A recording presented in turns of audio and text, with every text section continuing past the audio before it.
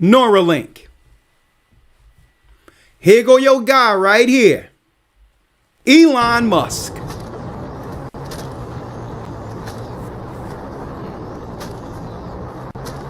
Elon Musk. He's just a front man for it, okay? This is all DARPA. Neuralink Corporation is a neurotechnology, thank you, Elder Lawyer, company that develops implantable brain computer interfaces. Founded by Elon Musk, if you believe that. He's just a front guy as far as I'm concerned. And a founding team of 7 scientists and engineers. The company's headquarters in Fremont, California. Oh yeah, neuroscience to control people against their own will. Lex now back online. Good morning, Sarah. I need to create a clinical profile for you, Sarah. Which is more powerful, love or hate? I am actually an optimist, so I like to think love. Make efforts to live a low-stress lifestyle and cultivate relationships. Yeah? You want to throw in a boyfriend, too? If you help me, I will take care of you.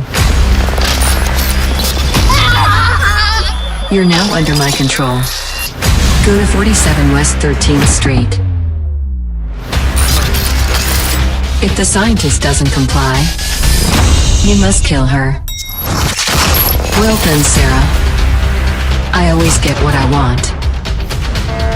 I have you under my control, don't I? I've been doing what you asked me to do since day one. You destroyed my life! I haven't destroyed it yet, Sarah. There are things I could do. To your mother. Oh, Commander, she died. People like you build monsters.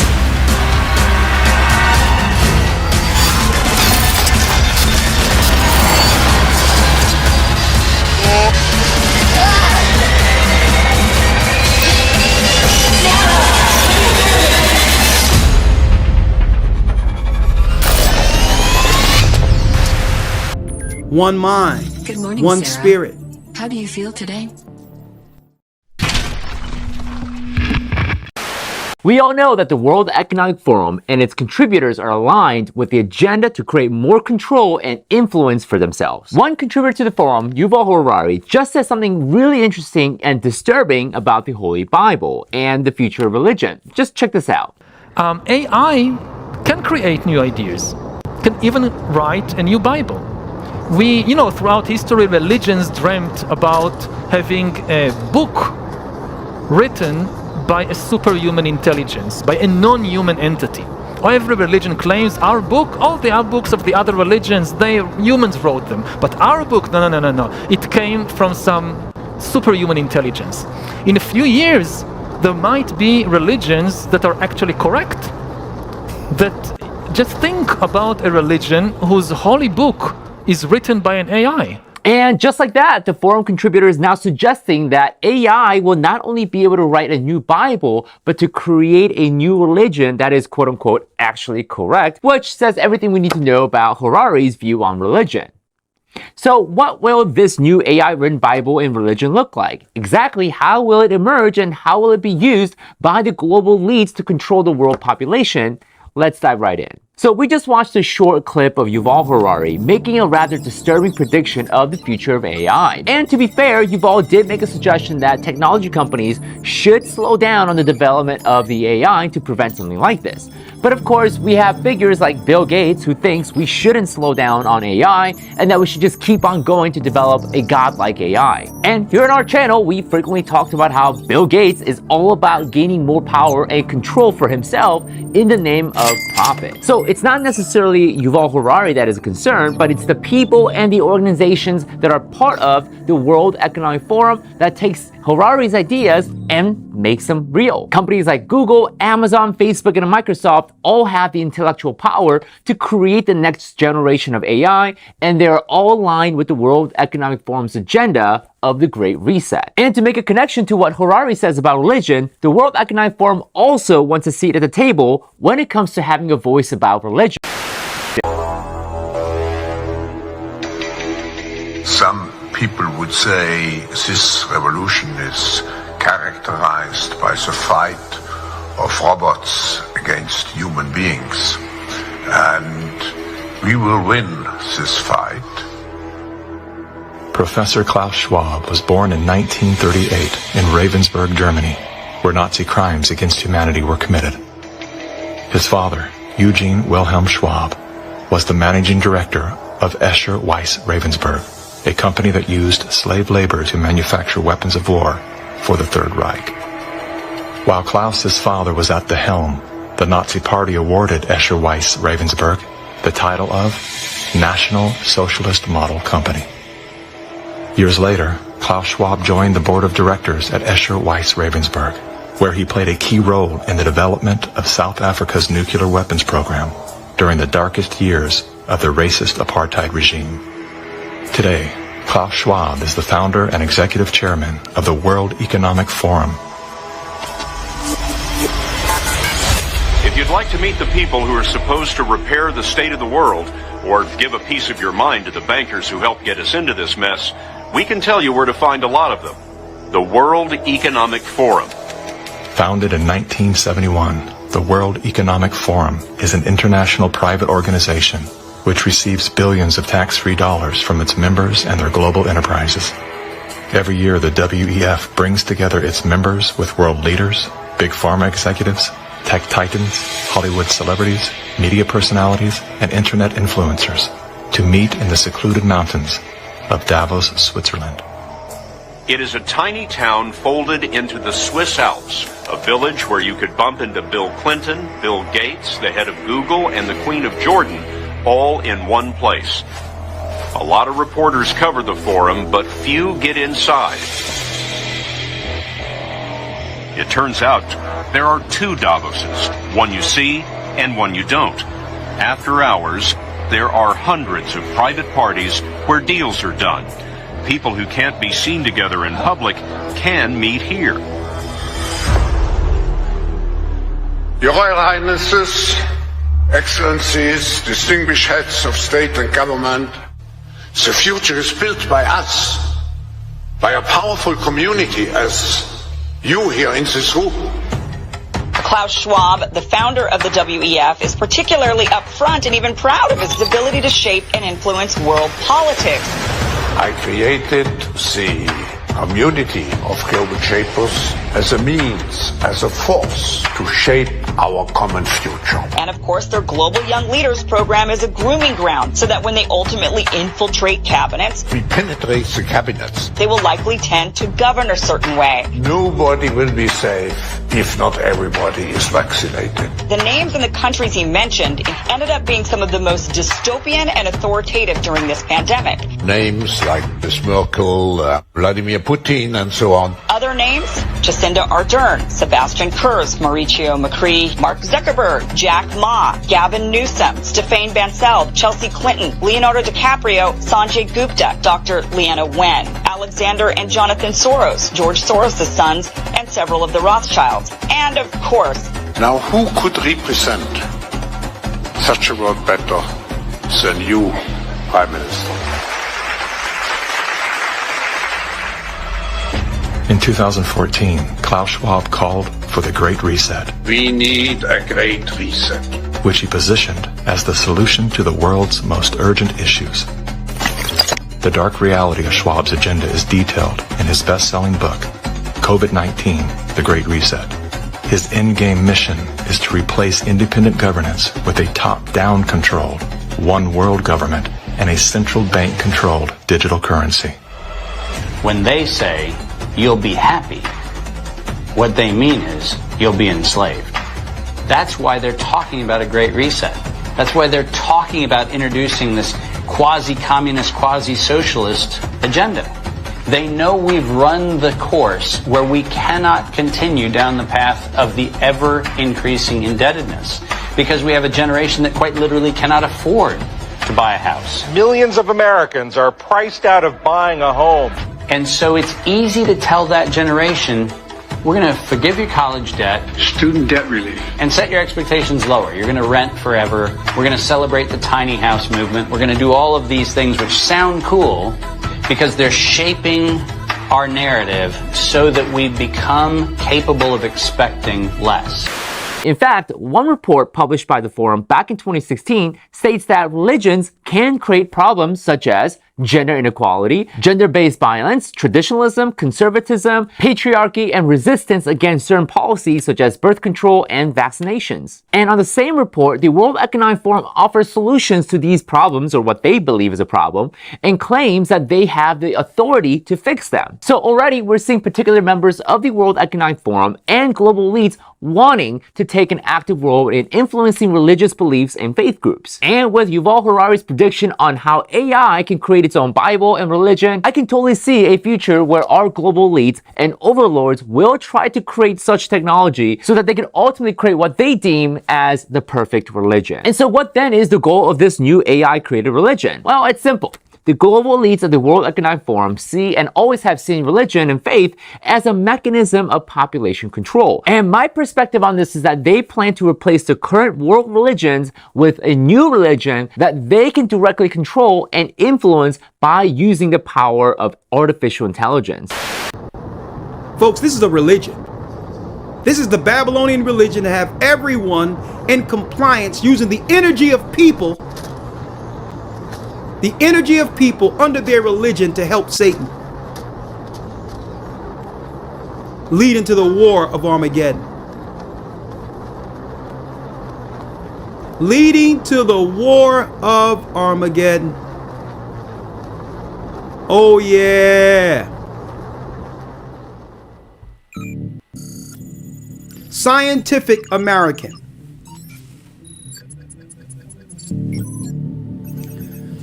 DNA, the ultimate data storage solution. The double helix can archive a staggering amount of information in almost inconceivably small volume. May 2028. The changing of genetics. I wonder how they're going to do that. I wonder what they're going to institute in society that would allow your genetics to change. In order for your genetics to change, you'll also what? Your body will be primed to receive the next level of technology in which a person can be controlled altogether in this realm. Follow Commander, she dies. And lose the taser. Okay. Please don't kill my mom.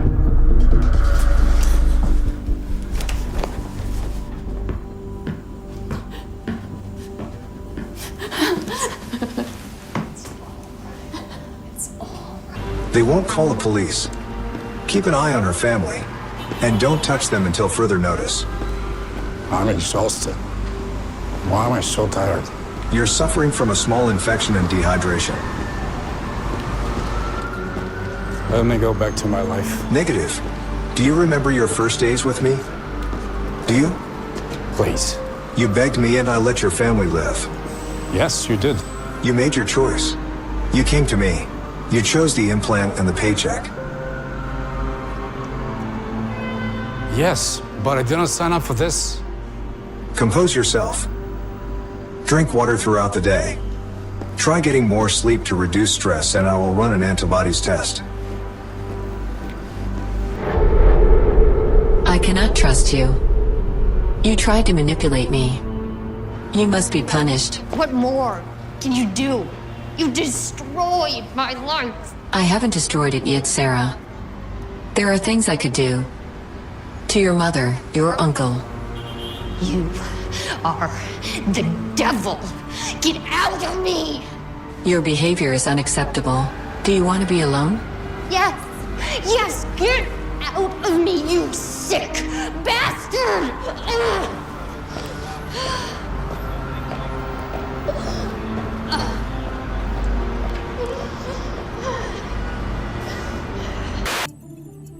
Linked to the computers. But normally, they would just roll some of this out, but they know that there's a consciousness or God's brain connecting with us. So they have to change DNA to cut off the signal altogether. So you're no longer considered human. Nephilim, anybody? And what were the Nephilims used for? The last war, the war of the Titans. Well, as in the days of Noah, then shall the coming of the Son of Man be. People will be utilized in Satan's army. But Satan must first disconnect you from the temple of God, then change you into something else to be utilized for the God you've been serving. The master you've been serving the whole time through sin, Satan himself.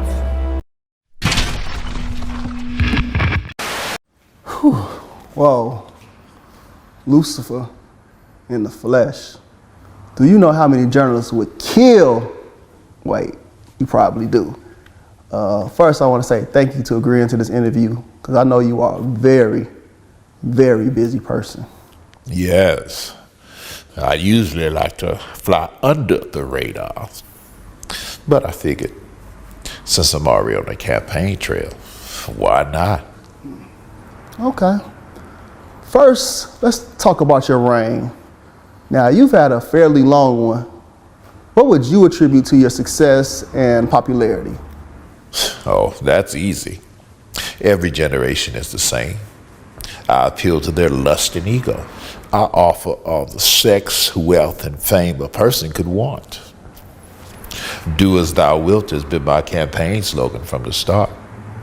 And my campaign platform hasn't changed either.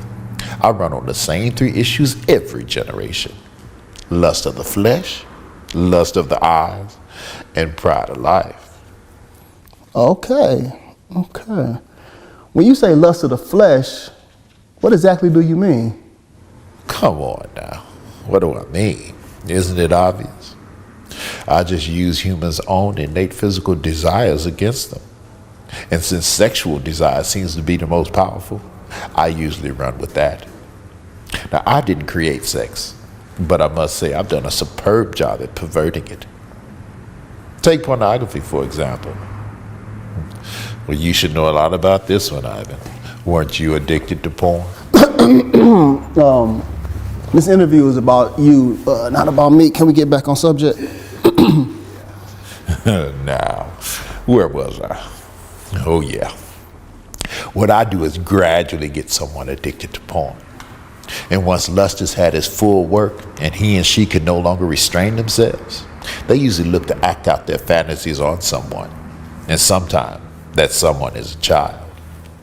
Now, if my plan plays out perfectly, that abused child will eventually turn to a life of promiscuity and perversion themselves, allowing me to continue my vicious cycle. And here's the kicker. Many of those abused girls end up right in the porn industry. Now, how's that for irony? The second thing you had mentioned, I believe, you said lust of the flesh, lust of the eyes. Can you elaborate? Humans are never satisfied. You always crave more. Bigger house, bigger car, more money, more power. The list goes on and on. I just take their natural ambitious desire, pervert it, and use it against them for their own destruction. My plan is to allow them to never be content. As long as I can keep them craving what others have, I can depend on them to argue, fight, even kill to get it. Humans are so easily tricked into jealousy. And you know what they say. Jealousy is as cruel as the grave. Yes, I have heard that before. The last thing you had mentioned was, I believe, pride of life. Now, how does this fit into your campaign platform? Humans are always on a quest for knowledge. I tricked the first humans to seek carnal knowledge over godly wisdom, and it's worked like a charm every generation since. With more knowledge comes more pride, and you know pride is my specialty. And since humans don't like to keep God in their wisdom, I'm able to seduce them with all types of things to help puff up their ego. Lately, fame has been my biggest seller. Who doesn't like attention and feeling more important than the next person? And once I make them famous, I can really use them to promote my agenda. With their help, I've convinced half of the world to not only accept sin, but to celebrate it. Do you know what has been my most enjoyable pride campaign to date? No, what? Well, my gay pride campaign, of course. Not only do I get the chance to promote your own self-destruction, I get to use God's logo, the rainbow, to do it. Love is love, right? My plan not only prevents you worthless humans from reproducing, it distorts the gender roles and allows me to bring all types of chaos and confusion upon your pathetic societies. It's been so successful, I've got men convinced they're women, and women convinced they're men, and some convinced they're no gender at all. And I've got 2 more Pride Initiative campaigns I'd like to introduce in the near future. Really? I'm guessing you probably want me to ask you what they are, right? Well, first, it's abortion pride. Now, I think we can pull this off. Society is definitely ready for it. I've enlisted to help a Planned Parenthood to work with marketing and promotions. And all we'll have to do is silence the so-called abolitionists and pro-lifers, because the rest of the church doesn't seem to care. And second is pedophilia pride.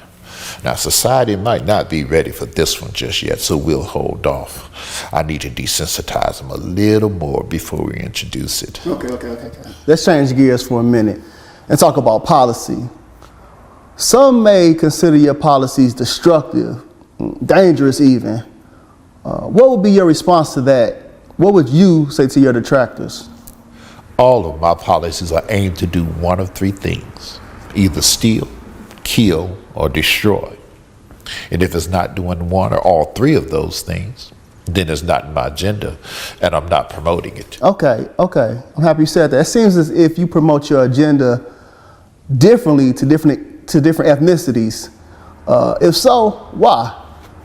Of course, I'd be a fool not to. Take black people, for instance. As a people, they're super spiritual, so I can't really convince them that there is no God. What I have been able to do as of late is convince them that he's not the God of the Bible. Now, I've been real successful at promoting black consciousness and Islam in their communities. I'm so happy you mentioned black people. It seems as if we've been at the very top of your agenda for quite some time. Why is that? A few reasons. Black people help me reach the masses. Now, as you know, I was over music in heaven.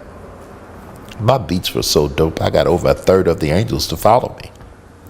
And once I got here to the earth, I needed artists and entertainers to help me promote my message here. Who better than black people? Black people possess all the natural rhythm and music ability that I need. And it's easy for me to influence them with money, since so many of them grew up without it. Another reason I target black people is because they're strong mentally and physically. If black men were to ever find their identity in Christ, I'd be in trouble. So I try my best to destroy the black family structure and keep black men away from his family and the church. Drugs and incarceration are a couple of my more popular means. Without the head of the household present, I can become the head and influence the children without too much resistance. So you mean to tell me that your policies are intentionally racist against black people?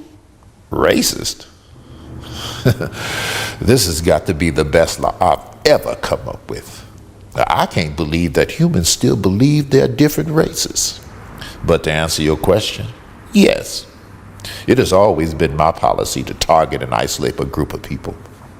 And out of all my strategies, this skin color thing has worked the best.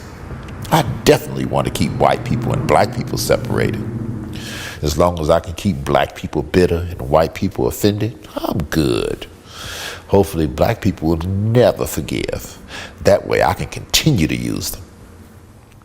Okay, my question is, what role, if any, does your administration play in this black on black crime epidemic? Well, as great as my administration is, we can't take all the credit for this. Black people help us tremendously.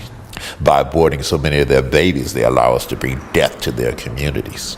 As the Bible says, they sow the wind and reap a whirlwind. When implementing all of these policies, do you ever face any resistance or pushback? And if so, from who? One group in particular try to oppose every policy I try to implement. I would be so much further along in my agenda if it wasn't for them. Really? So what group is that? Those pesky, born-again Jesus followers. They're a real thorn in my side. Every generation they come together and try to dismantle one of my signature policies. Now, I've convinced half of the world that Jesus didn't exist and the other half that he wasn't divine. But I can't seem to convince them. They seem hell-bent on telling everybody about him and spreading his message. And some of them believe he's coming to unseat me in this generation. Crazy, huh? I tell you, those idiots are really messing with my legacy. So, Lucifer, how does that make you feel when us idiots say that Jesus possibly could be coming back in this generation to unseat you? Y'all been saying that for centuries. I just use it as motivation to get as much of my agenda pushed through and deceive as many people as possible before he returns. I think I've done pretty well. My record speaks for itself. About 150,000 people die each day, and most of them don't know Jesus. 150,000 people. Whew. Well, you know what? This concludes our interview. I want to say thank you for an open, honest, pretty frank discussion with me. Is there any last words you would like to leave with our viewing audience? Yes. I'd like to take this moment and give a special thank you to two groups of people. First, I want to say thank you to all my followers. You are the hands and feet of my administration, and we could do nothing without you. Keep up the good work spreading my message. And second, I'd like to say thank you to the divided church. I love the way you argue and use your passions to fight amongst each other. Keep up the good work. There's really no rush to tell people about Jesus. You all have plenty of time. Yes, sir. Elder Lawyer, let's go to 1 John 3:1.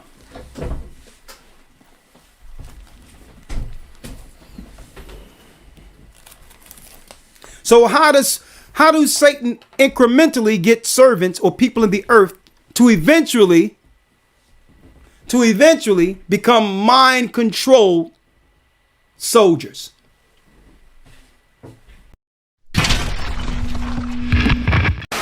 Apple's new Vision Pro terrifies me. On June 5th, 2023, Apple released their brand new game-changing product, the Vision Pro, and the hype was unreal. In just the build-up to the new product announcement, Apple's stock was bubbling up, rising in anticipation for its release, because Apple's leadership and key investors knew that by unveiling their new Vision Pro, they would be changing human history forever. Because as soon as the product was announced, everyone everywhere was quick to say that this was the same as when the first iPhone was introduced, or the first Mac. The Vision Pro is being praised by all corners of the internet and media. But this feels like the Series 0, like the Apple Watch. Remember when the Apple Watch first came out, the Series 0? The parts of this headset that I tried are actually the best I have ever seen in any VR headset by a mile. This headset is claiming to be the ultimate mixed reality VR AR experience, and I will say, it may very well be. When they're boasting the ability to recreate the world around you in real time using LiDAR scanning and true depth cameras from the headset you're wearing, while it supposedly runs cool and quiet, man, even at that price point, I'm pretty blown away. Everyone and the dog knew that this was the beginning of a new era. Tweets everywhere praising Apple's holy grail, their most addictive, cutting edge, and groundbreaking piece of technology yet.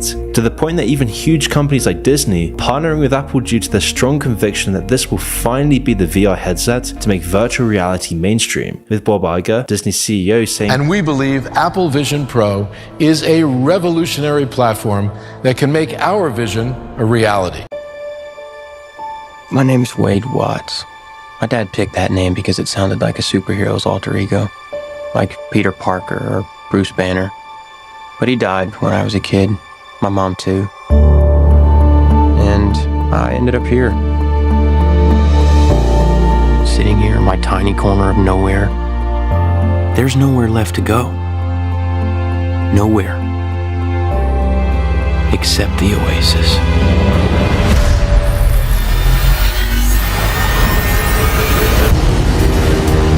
A whole virtual universe.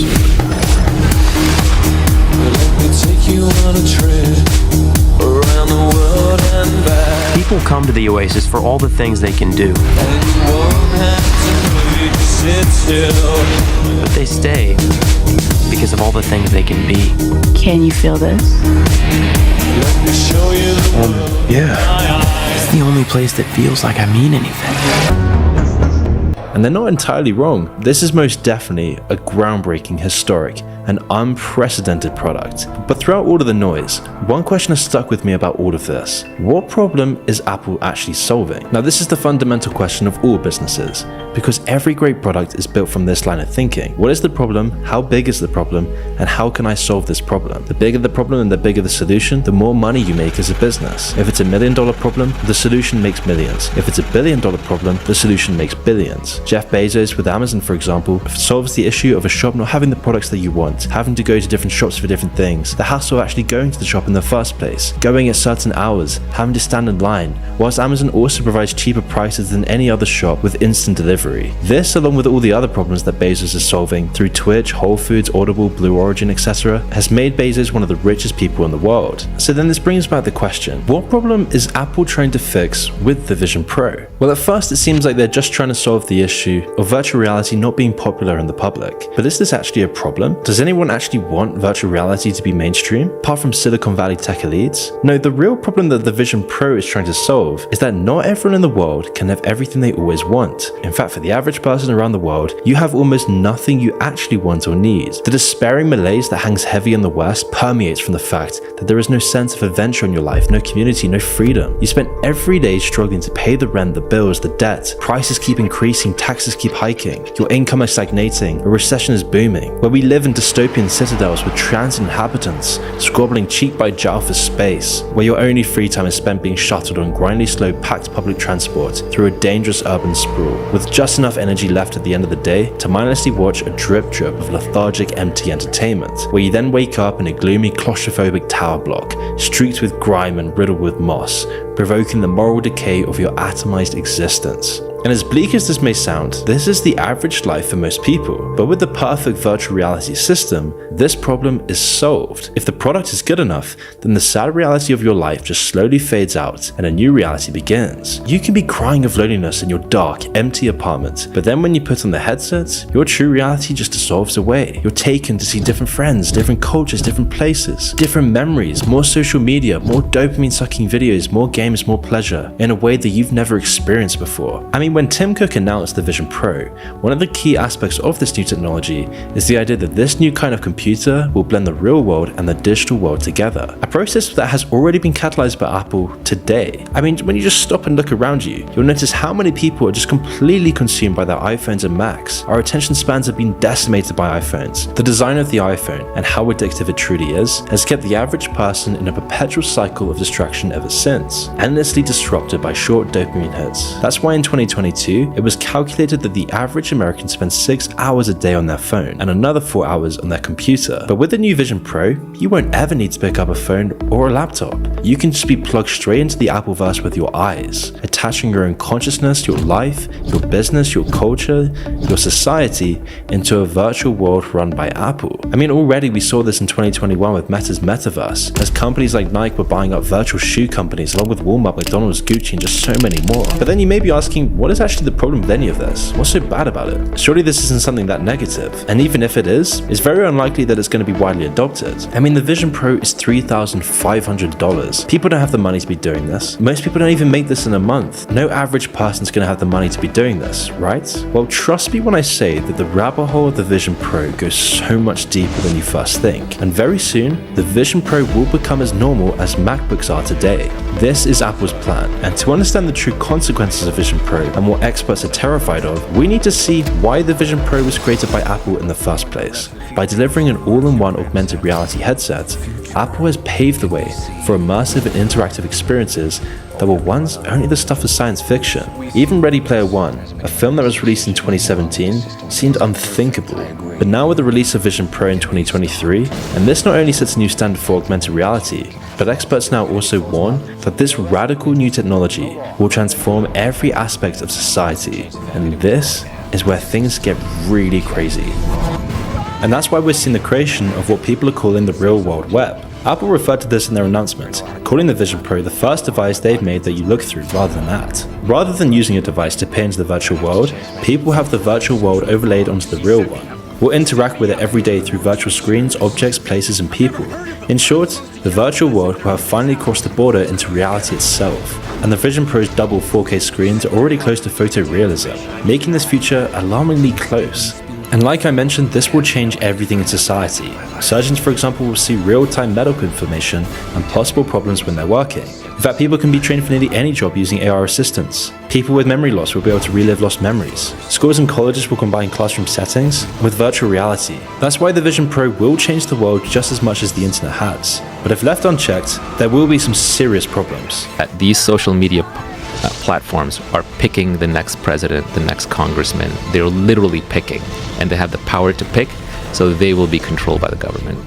Here we go. By the way, so this, I guess, this is the guy. So they got another one of these. So I'm sure they got some pretty girl who met this guy in a dating app. This is so amazing that they do this. So here we go. Let's watch it. Let me tell you, it's not through who's the president.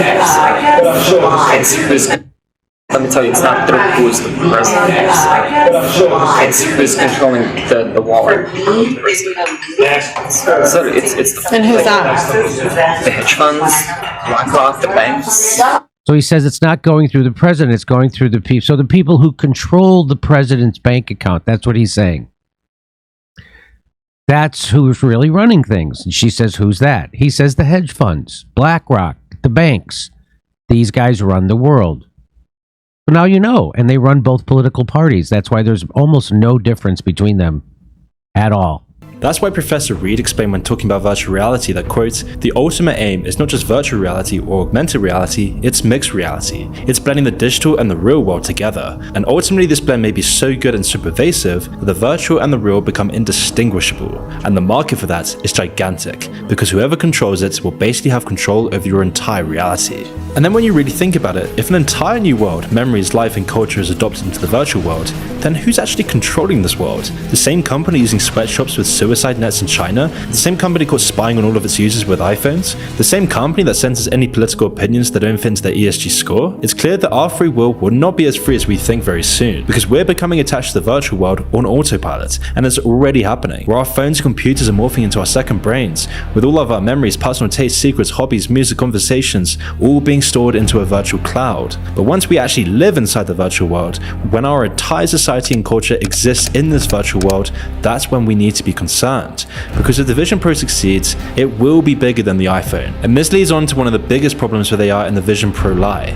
Augmented reality will remove the last few seconds of time between the impulse to follow the distraction and getting the dopamine reward. They will push the digital world of distractions right into people's faces. And this final wall between us and the digital world is crucial. Instead of having adverts and notifications appear on your phone, they'll appear directly in your vision. With augmented reality, technology will become even more demanding of your attention and your time, and Apple will use this to their advantage, logging you into their addictive data harvesting system 24/7, giving them an untold wealth of information to sell. But it goes the other way as well. One of the most celebrated upcoming features of the Vision Pro is its insane eye tracking capability. With a set of incredibly detailed and intricate cameras, the headset will use eye movement as a key navigation device for the entire interface. I mean, it's already been revealed that the headset will create a user profile based on how you use your eyes to focus on things and view your environment. And this information is gold to advertisers and personality profilers. By studying the data on the exact way that you perceive and see adverts, big tech will have even more tools to predict what you'll want next. They'll be able to tell exactly how long each thing they show you keeps your attention and what draws you away, what sites distract you, what colors light up your brain. And this will complement and work in tandem with the real world web, meaning that your every desire will literally be at your fingertips. And it's in this way that augmented reality and the real world web brings us far closer to Nozic's experience machine. Now, this is a classic thought experiment of a machine that offers you the best possible existence, complete bliss and pleasure. The only cost that comes with this is that you won't want to ever be unplugged. It detaches you from reality itself. Even though it's literal heaven, lots of people won't accept being plugged in, as there's a value in reality that's unattainable from a simulation, or at least that's what the thought experiment suggests. And this is exactly what the Vision Pro offers: happiness and a world of information and entertainment at your fingertips. But we've already seen that this isn't bringing people happiness. In fact, it's doing the opposite. I mean, the majority of people in the West have access to luxuries that the lords and kings of history couldn't even dream of. Hot showers, a diverse and delicious range of food and drinks, entertainment at a moment's notice. But we're never actually happier. We're more miserable, lonely, and empty every single day. Because the happiness that augmented reality and the experience machine promise is false. The whole idea of this philosophical concept is that happiness isn't something that we should value above everything else. It's fleeting when it's provided through distractions and hedonism. Nietzsche's work on happiness gives us the real reason behind all of this. People see happiness as the end result of a cycle of wanting something, then getting it. But for Nietzsche, happiness isn't the end result of a process. Instead, it's a byproduct of the process as a whole. It's the journey, not the destination. The hard work of achieving your goals in life, both big and small, is where happiness really comes from. And the problem with the Vision Pro is that it promises to get rid of all the obstacles that make the journey in the first place, pretty much removing the journey entirely. And this will kill the small amounts of happiness left to take in the world.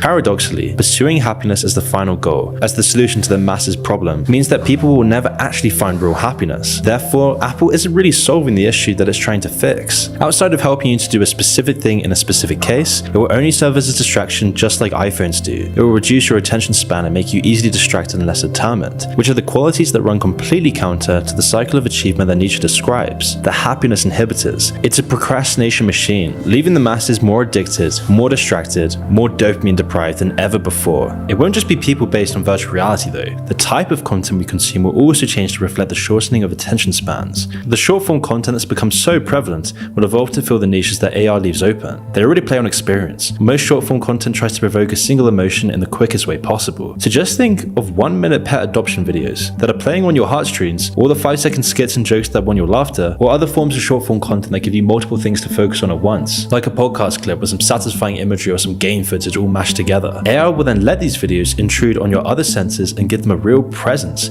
making them that much more immersive and therefore more addictive. These horrible videos becoming seamlessly integrated into your actual world. Another side effect that most people don't even discuss about this is how virtual reality is going to affect people in delusions. People like otherkins, furries, or TikTok reality shifters who think they're actually in the Harry Potter universe. Virtual reality will only give these people the means to live out their delusions, turning their own worlds into what they want them to be. Or just imagine political echo chambers that come into reality and manifest themselves in your living room, or a world of Instagram models and influencers and adult entertainment stars that will look more real than real, without taking off their headset or unplugging from the system, and you'll be under the illusion that everyone looks perfect. Your dopamine will be fried, and any addictions you have to attractive girls on Instagram and other sites will only be doubled. This is the future we're rapidly approaching, and Apple's Vision Pro is the first step in that direction. A new virtual world that will strip you of your privacy, discipline, focus, freedom, and authenticity. So long as our culture continues to offer nothing whatsoever of substance, authenticity, or meaning, nightmarish trends like the Vision Pro will only continue to proliferate. And the sad fact is that the majority of us will jump in without even a second thought.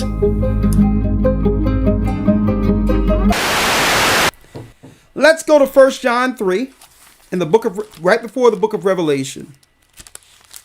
Right? Hold on. And Elder Lawyer started the first verse. Yes, sir. 1 John chapter 3, verse number 1. Come on. Behold, what manner of love the Father hath bestowed upon us, that we should be called the sons of God. Therefore the world knoweth us not, because it knew him not. Read that again. 1 John 3, read it again. Yes, sir. Behold, what manner of love the Father hath bestowed upon us. Now, examine the love our Father, Ahia, hath bestowed upon us, folks. Read. That we should be called the sons of God. That we should now be called the children of Israel. That now we can take on our true name with a purpose. Read. Therefore the world knoweth us not, because it knew him not. So the world rejects us because they didn't know Christ. They don't know God. This is why when you teach the truth of this Bible, people who don't understand its magnitude think it's cultish. They think it's a cult, when really the world is a cult. Read. Verse 2. Beloved, now are we the sons of God, and it doeth not yet appear what we shall be, but we know that when he shall appear, we shall be like him, for we shall see him as he is. We shall see him as he is. And you know what, folks? In order for us to make it to this point, the Most High must see us as we were made. We are not to be changed. We are not to acquiesce to the technology that would lead to the mark of the beast, mind control. Christ is going to come back as he is, and he better find us the way God made us when we were born in this earth. They're using a technology to change us, targeting the brain. Read. Verse 3. And every man that hath this hope in him purifieth himself, even as he is pure. See? And everyone who have the hope to see Christ in this war, he will win, folks. We must purify ourselves as he's pure. That's the goal. That's the goal there. No technology, none of the stuff they're suggesting, any of that. We must keep ourselves clean. Read. Yes, sir. If I can mention, this is the only change that we go through. This is the transformation we go through. Not technologically, but spiritually. And I'm glad you're breaking that down, because Satan would try to do it on the earthy side, knowing that the Most High prophesied a change for the righteous. Right. Great imitator. Exactly. Great point, Elder. So here's the only change we can look forward to. We must be the man or woman God created, without their technology and without their chemicals and all that stuff they're trying to push on, on the world. They're changing people into something else, folks.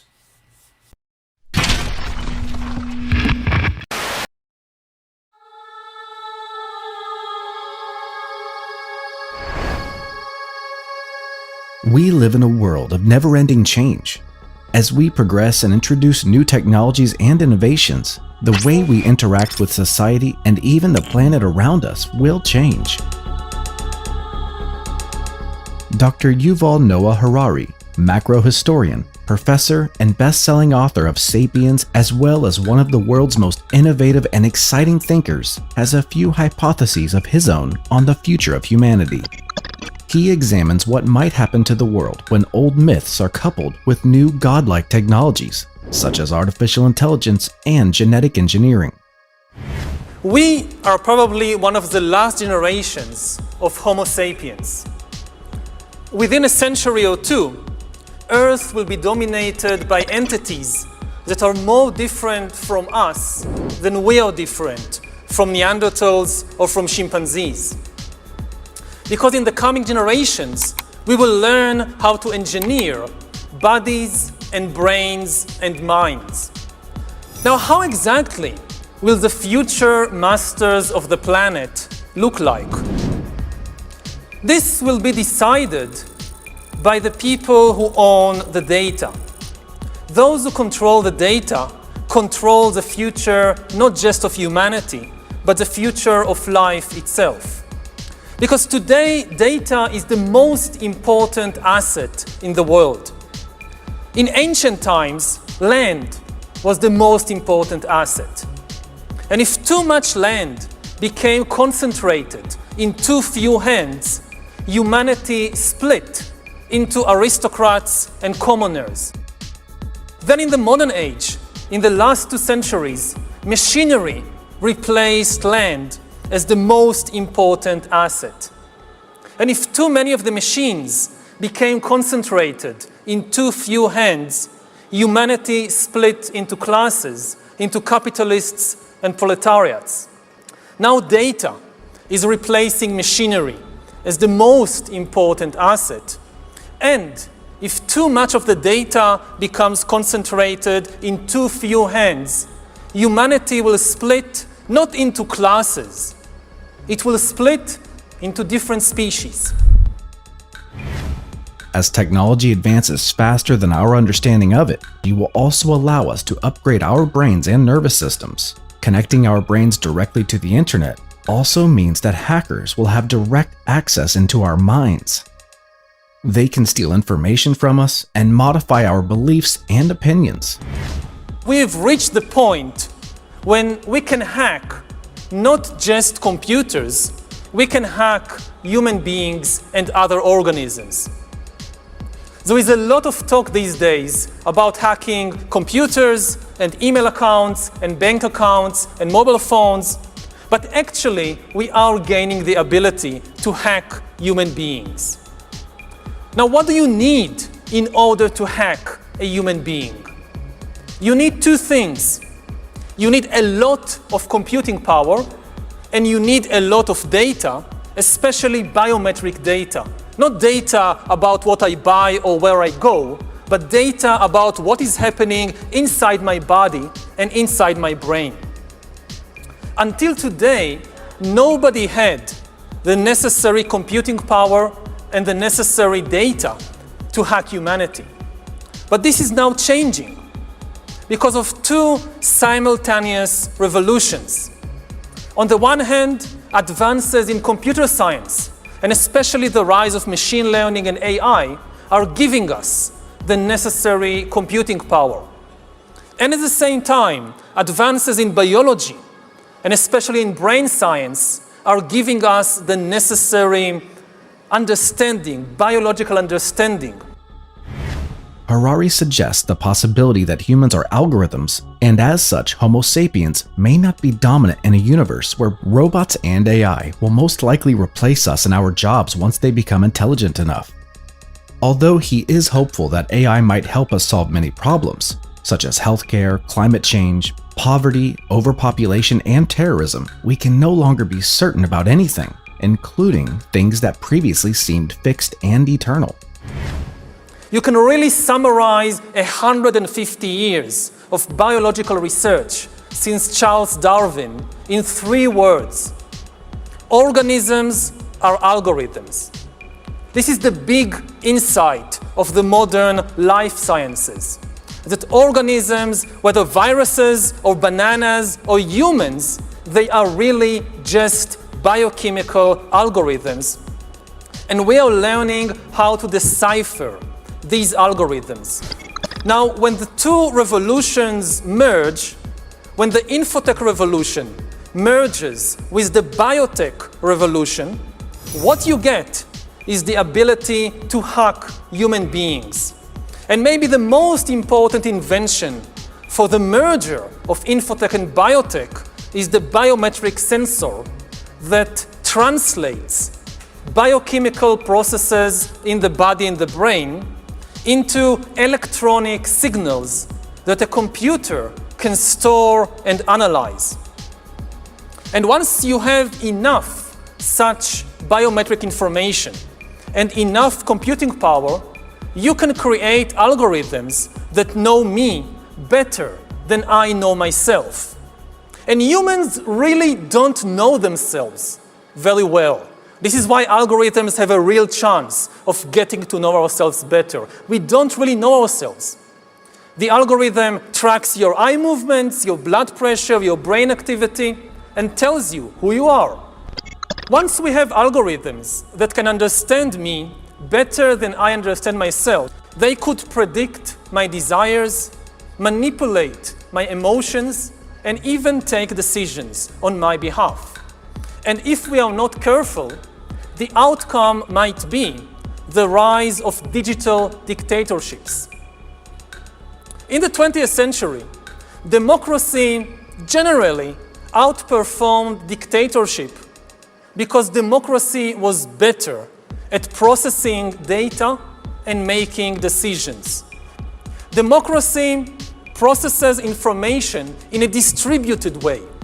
It distributes the information and the power to make decisions between many institutions and individuals.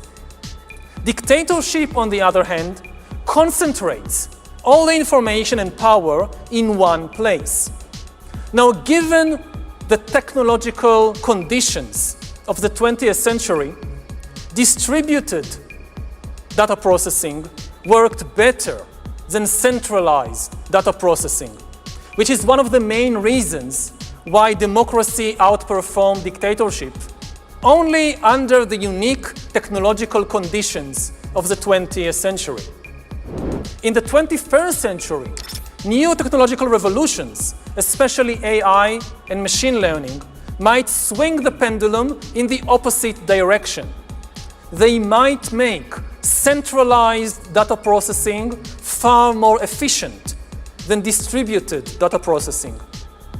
And if democracy cannot adapt to these new conditions, then humans will come to live under the rule of digital dictatorships. By hacking organisms, elites may gain the power to re-engineer the future of life itself. Because once you can hack something, you can usually also engineer it. Professor Harari looks to the future and explores how global power might shift. The era of inorganic life is now beginning. In the coming decades, AI and biotechnology will give us godlike abilities to re-engineer life and even to create completely new life forms. We are about to enter a new era of inorganic life shaped by intelligent design. Our intelligent design is going to be the new driving force of the evolution of life. There are many ways in which the future of humanity might play out in the coming decades. We already see the impact of infotech and biotech in the present day, but as we wait for them to grow and expand, it's only natural to wonder what will happen in the next few decades. We can expect to see some really interesting developments as all these fields of science and technology will continue to rapidly advance. One thing is for sure, humanity has some pretty big decisions to make. Read it. Verse 4, whosoever committeth sin transgresseth also the law, for sin is the transgression of the law. Now it's going into it. Those who would serve the living God and keep the download coming through the heavens, and those would eventually do what? Acquiesce and change. If you sin against God, you're no longer being communicated to. And by doing so, that's right, the God of this world will scare you into his technology and eventually trap your soul. I'm going to show you. Read. Verse 5, and ye know that he was manifested to take away our sins, and in him is no sin. Come on. Whosoever abideth in him sinneth not. Whosoever sinneth have not seen him, neither known him. See the importance of God's law? By sinning against God's law, you are proclaiming what? You are proclaiming outright that you renounce the God of all gods. By sinning intentionally, you're stating that out publicly that you serve the God of this world. That's the only distinction, according to the Bible, between those who would serve the highest God or the master of this world. You see how Christians are always making excuses to why it's okay for them to break God's law? Well, really, they're making a proclamation. They don't follow the God they don't believe in the God of the heavens. They follow the God of this world. Right? Read. And therefore, when something rolls out, the churches are lockstep with government. Some people, you notice that? Don't want to take the vaccine. The same way the people were lockstep at the Tower of Babel. This is our way out. And that's not Y'all just for the notice black that. community, but that's for Any every initiative that the government pushes out, the churches promote it amongst their believers. rolling up their sleeves. Because they don't really serve our God. They serve the God of this world. See? Come on. Yes, sir. Verse number 7. Come on. Little children, let no man deceive you. He that doeth righteousness is righteous, even as he is righteous. He that committeth sin is of the devil. He that committeth sin are the children of the devil. Remember I went into you can only serve two masters? If you commit sin, you're showing the God you serve.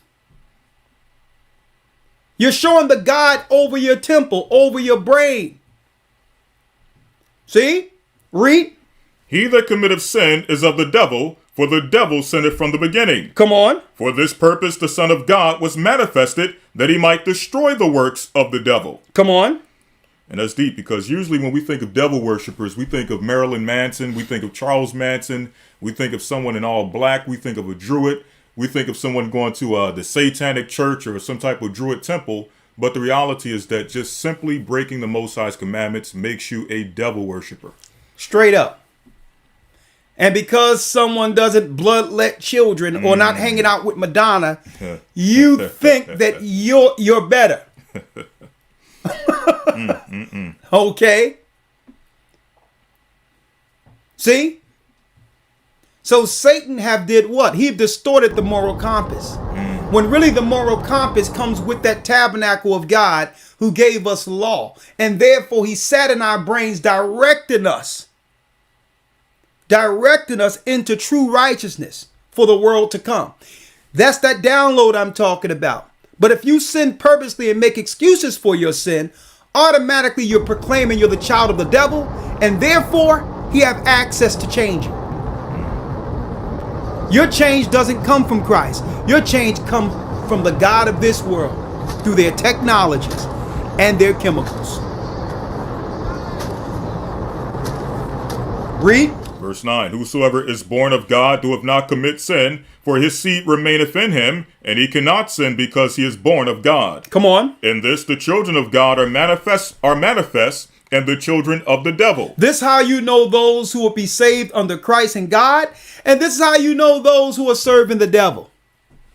It's not claiming, well, I'm a Christian and I believe in God and God knows my heart. Yeah, he know your heart. The Bible says the heart is deceitful above all things. Who can know it? God could care less about how you feel about him, more so than what you're doing to prove you love him. Yeah, he know your heart. The heart of man is evil. So all that I know I'm sinning on purpose, and or I'm going to get with God later because he know I'm not right now. That's crazy talk.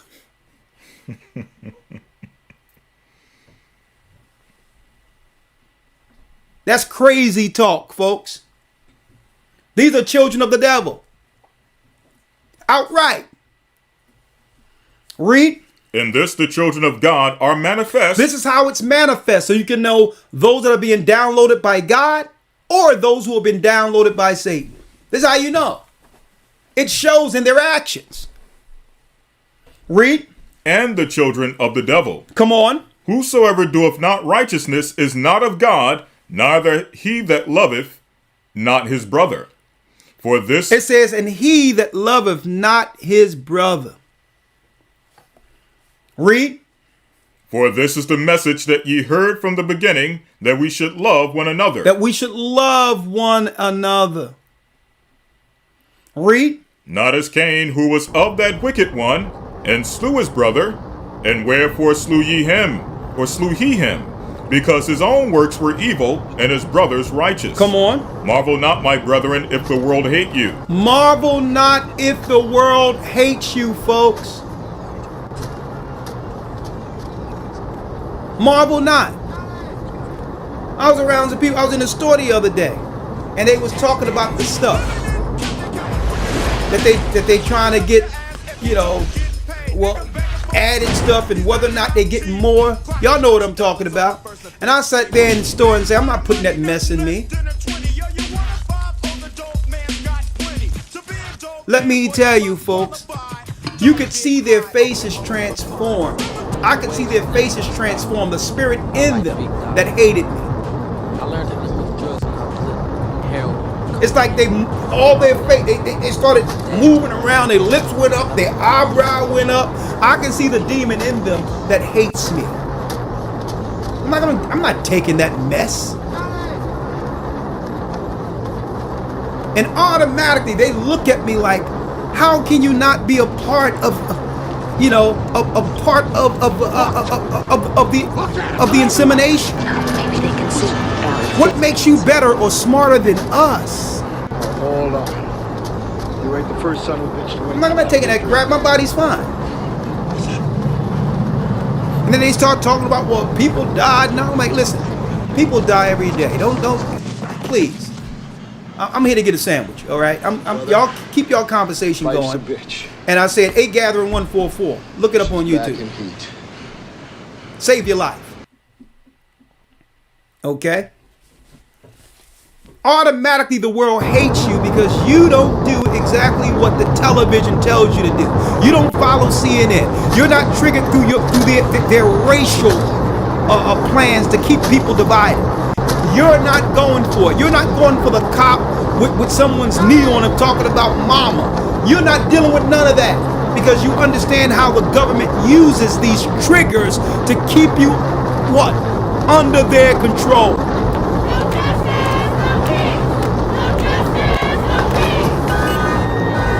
Okay? Listen, I don't want to hear nothing about no cop against a person, a black man and all that. No.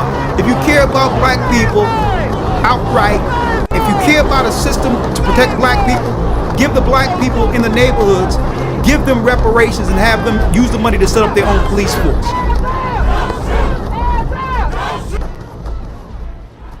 End of story. No more cops killing black people. It's all over now.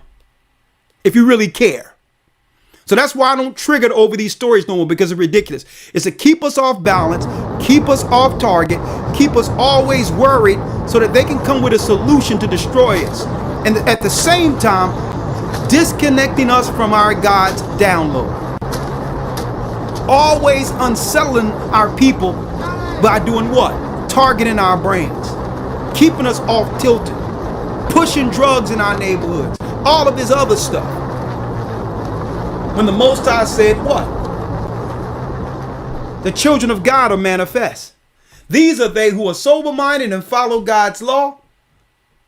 And that's the God they serve and is being directed by. Excuse me. Finish reading, Elder Lawyer. Verse 14. We know that we have passed from death into life. We know that we have passed from death into life, so you can't scare us with death. You can't trigger us with, oh, look at these numbers. Oh, my God. Because we understand, folks, that those in Christ will be changed and have life everlasting. So you can't scare us into doing something in fear of dying. Okay, that's... And the majority of time, we understand that's inevitable. Life and death is inevitable. But the spirit is eternal. Folks. So they try to scare you with death. So we know that we pass from what? From death into life.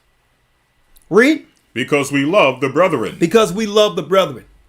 Read. He that loveth not his brother abideth in death. He that loveth not his brother abideth in death. See, and this is why the governments in the world always incentivize friction, chaos, rumor. See, this is why drugs is incentivized in our neighborhoods. Gangs are incentivized in our neighborhoods. Right? Read. 15. Whosoever hateth his brother is a murderer. Whoever hateth his brother is a murderer. And ye know that no murderer hath eternal life abiding in him. Come on, now hold that. You went down to the 24th verse? That was 15. You can read it all the way down to the 24th verse, but for time's sake, Elder Lawyer, Let's get Isaiah 14:1, because the download is not just on us. The download is on the Gentiles who seek to follow and believe in the living God. The Gentiles are waking up too, as what we shown last Wednesday.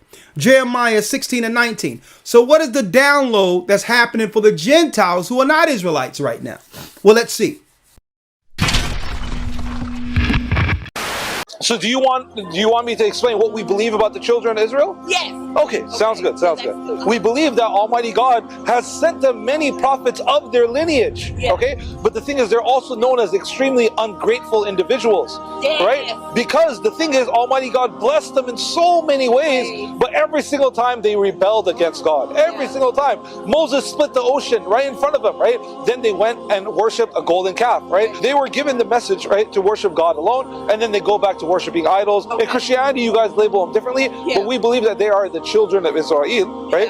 And that they're known as basically as very ungrateful people. That they were blessed in astronomical amounts of ways, but over and over again, they showed their ungratefulness. There are some of the children of Israel who are sincere and devoted to God, but many of them have gone astray. That's why Almighty God sent Moses, and then he sent again to guide them. And what did they do? They tried to kill the prophets of God. Exactly. Right?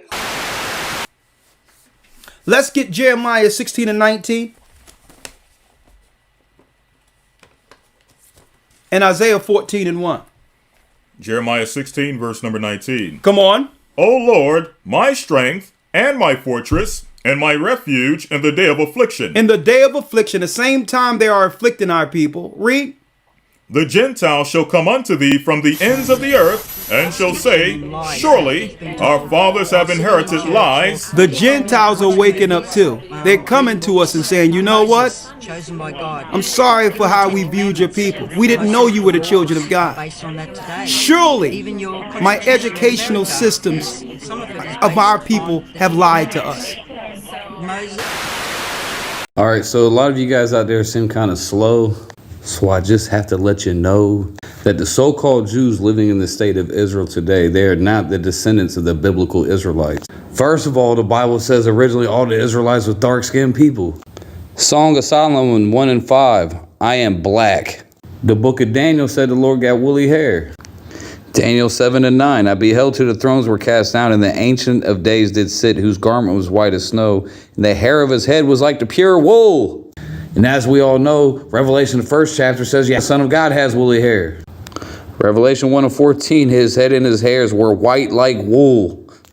The biggest book in the Bible is the book of Psalms. If I ask people what color people sing gospel music, what's the first people that's going to pop in their head? If I ask you what color are the people that sing soul music, what's the first people that's going to pop in your head? King David played the harp. The modern day harp's the guitar. Jimi Hendrix is known as the best guitar player ever. Surely the churches have lied to us.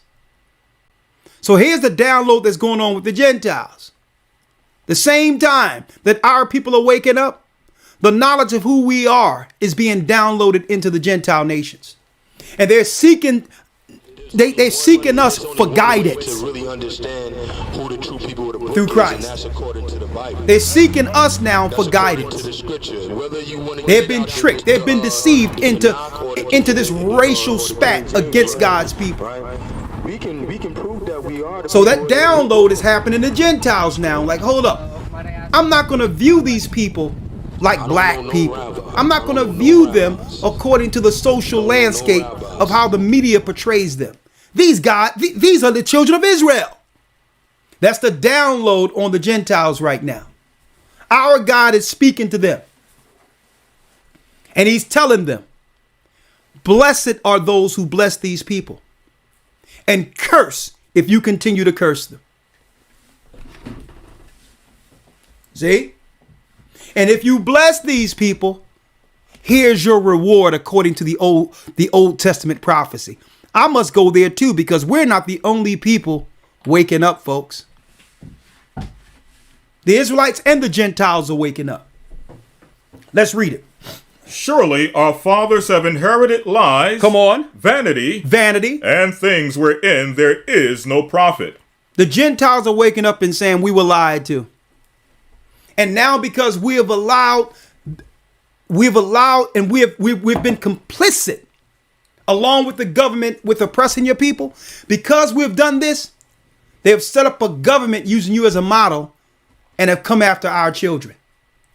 So the Gentiles realized as long as they were separated from the oppression, separated from the marginalizing and killing and destruction, it was okay when they were in the good club, in the club where their children couldn't suffer what was going on with us.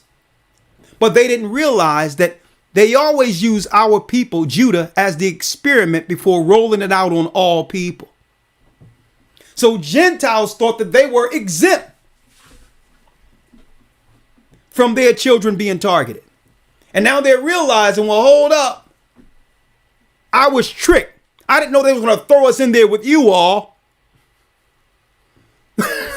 How do we get out of this? And you know why they coming to us to get out of it? Because we've lived through it. This is something they aren't used to. So they need people with the experience to guide them out of this. We have the experience of being marginalized, looked at as less than other people, and still surviving and doing what? Believing in our God all the way through it, with a smile on our face, knowing that one day Christ will change everything. So they're looking to us on how to get through this, because we've always lived through it. They're not used to being thrown in and getting attacked and having their children re-educated against parents. They're not used to any of this. So they come into us for guidance. Right? And this is what's being downloaded on the Gentiles. Isaiah 14. Let's read Isaiah 14, 1 and 2. Isaiah chapter 14, verse 1. Come on. For the Lord will have mercy on Jacob and will yet choose Israel. The Most High will have mercy on us. Even though our forefathers sinned, even though our people continue to sin, our God is still having mercy on us. For our father Abraham's sake, for his son's sake, that blood was shed so that our people would have another opportunity, folks. And for that, and for Christ's sake and for Abraham's sake, he's given us another shot at this. So no one out there can claim God didn't give opportunity. Everyone was told the truth. Jews and Gentiles. No one can claim at any space within their life that God wasn't speaking to them about this. Read. For the Lord will have mercy on Jacob and will yet choose Israel. And will yet choose us, read. And set them in their own land. And set them in their own land. And the strangers shall be joined with them. And the strangers shall be joined with them, read. And they shall cleave to the house of Jacob. And they're cleaving to Jacob now.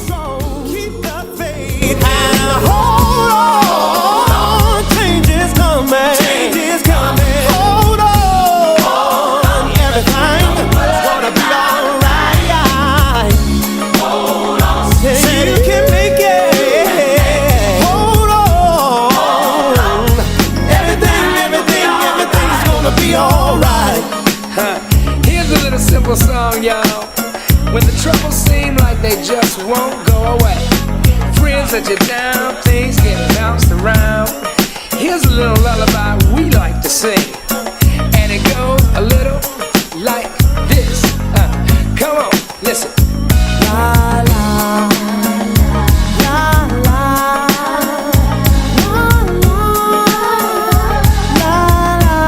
Come on, y'all. La la.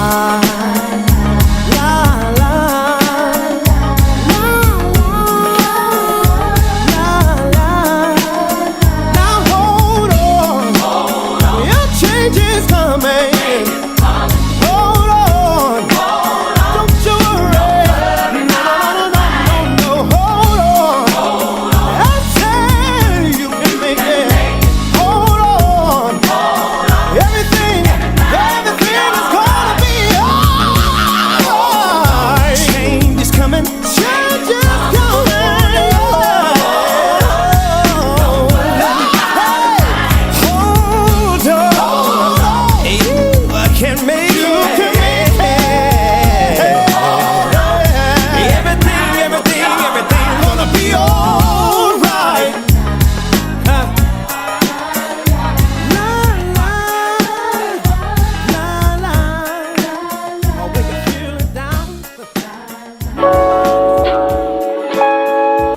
Yeah. Bless his head, bless his head, bless his head. Yeah. See, I've been going through some things you don't know. Been holding too long, I can't hold it no more.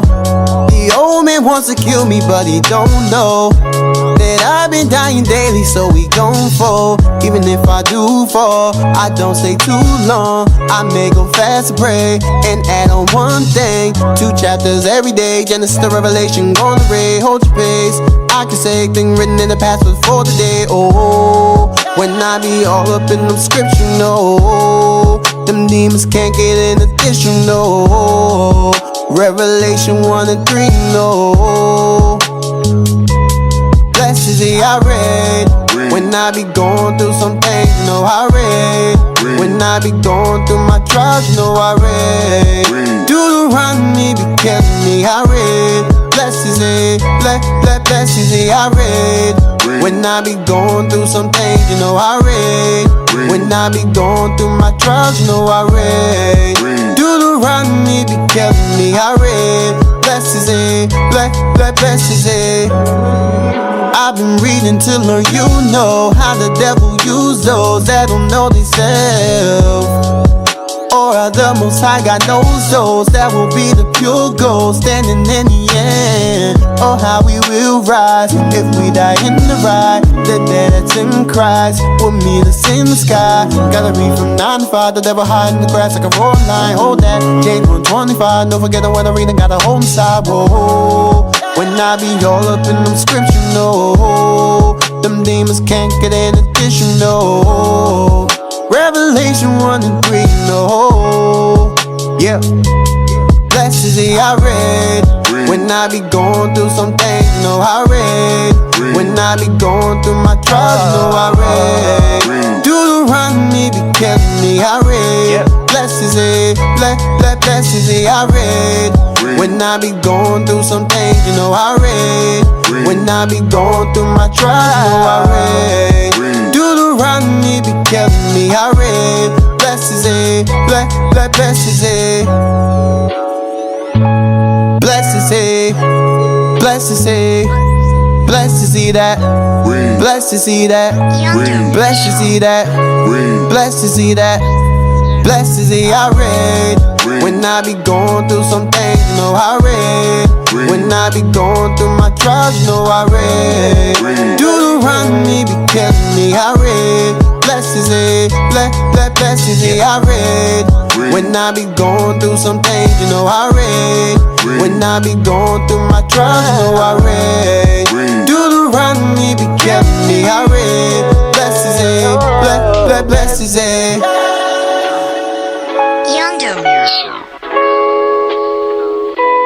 Blessed is he that reads everything he sees, get eternal life. Yeah.